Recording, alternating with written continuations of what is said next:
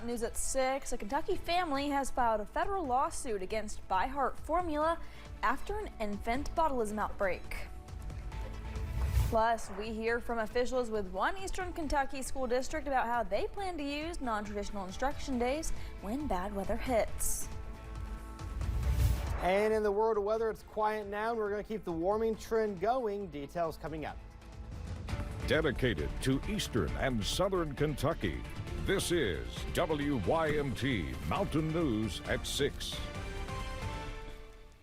A Central Kentucky family filed a federal lawsuit against ByHeart Formula after an infant botulism outbreak. The family says the family's 4-month-old Piper is one of more than a dozen infants nationwide to be hospitalized for the illness.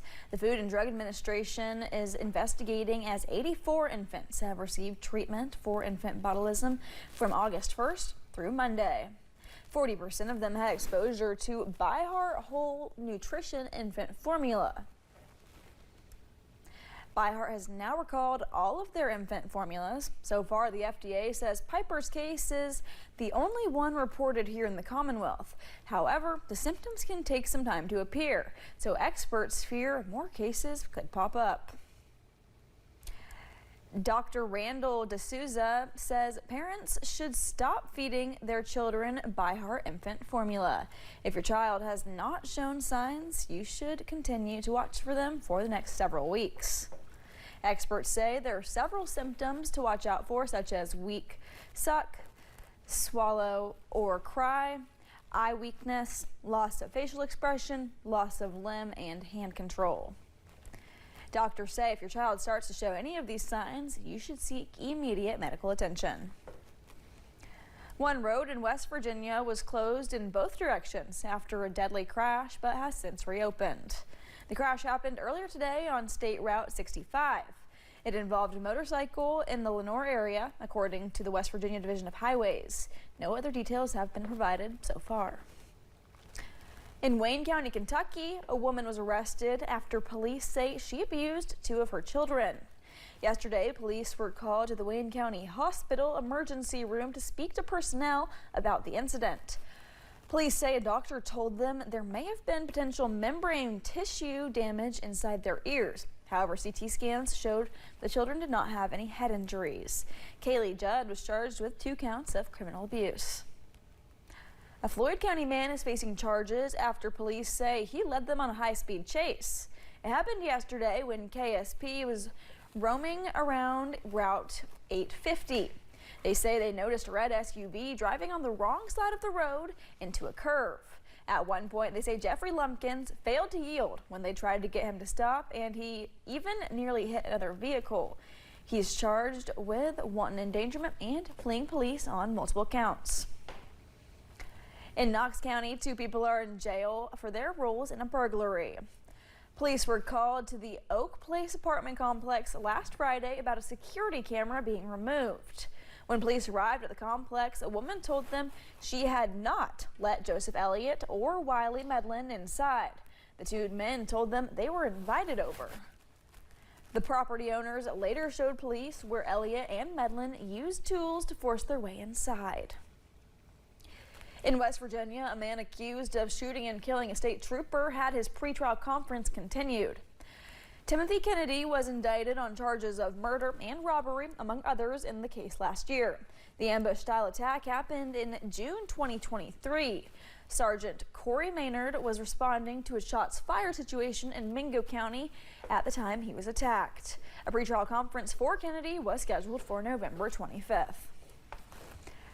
The temperatures have continued to go up each day, and as we inch closer to the end of the work week, WMT First Alert meteorologist Eric Dean joins us with more. Eric. That's right, Caroline. If you like today, we can just hit that copy and paste button you're going to have tomorrow as well. All is quiet on First Alert Live. Pinpoint Doppler radar. We are seeing the false returns that we see this time of evening on the radar scans. High pressure is in control. We are seeing clear skies throughout the Ohio Valley.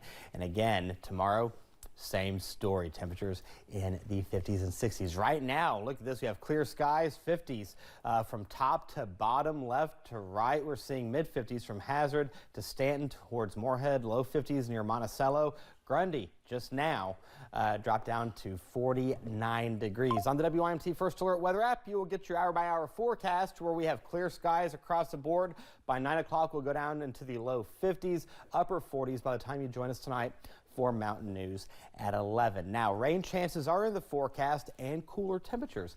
Details coming up in the First Alert forecast in a few minutes. Caroline. All right, while we're at it. Oh, never mind. While we're at it, here we go. We were talking about the Aurora Borealis here, and we did have some pictures sent in yesterday. Thank you so much to everybody who sent in some pictures. And take a look here. This is kind of how it's formed. You can see here's the magnetic field around Earth. You got your North Pole, your South Pole. Here's your magnetic field. Then we go out and take a look here at the sun. You get the solar wind coming in from the sun. Charged protons and electrons are emitted from the sun. It hits that magnetic field. The particles follow the Earth's magnetic field and enter the Earth's atmosphere through the poles. So you can see it right here, the North and South Pole. Now, what you get is this right here.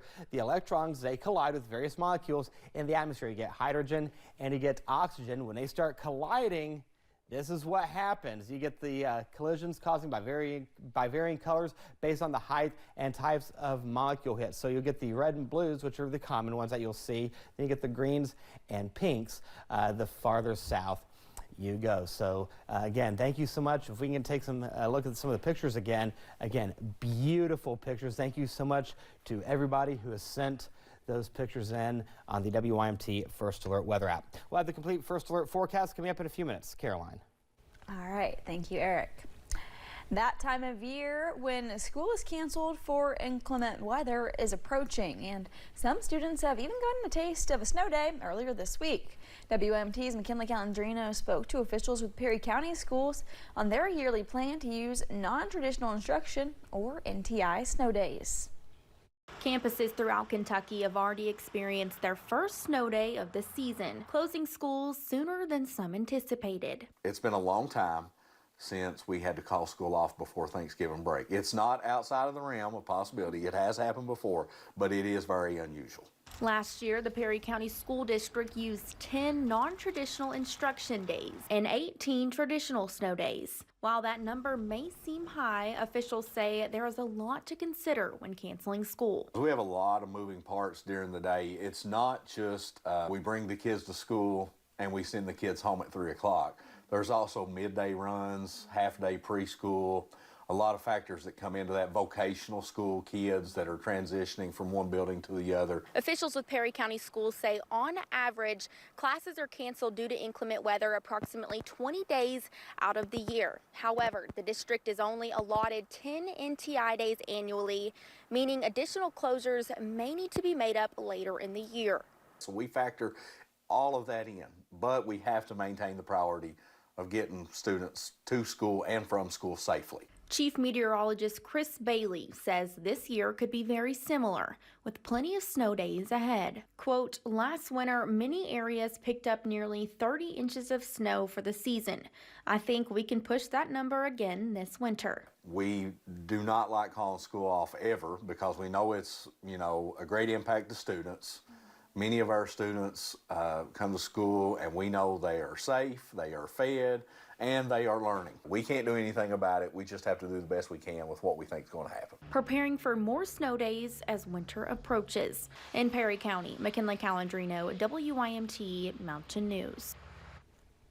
And as that winter weather approaches, make sure you have the WYMT First Alert weather app downloaded to your devices.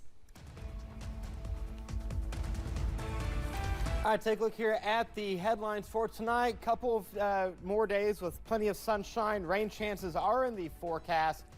And then we're going to start cooling off. Details on the First Alert forecast coming up in a few minutes. Stay with us. And the woman who started a social media challenge to see if churches would help with providing for a needy mother is sharing her story. A deadly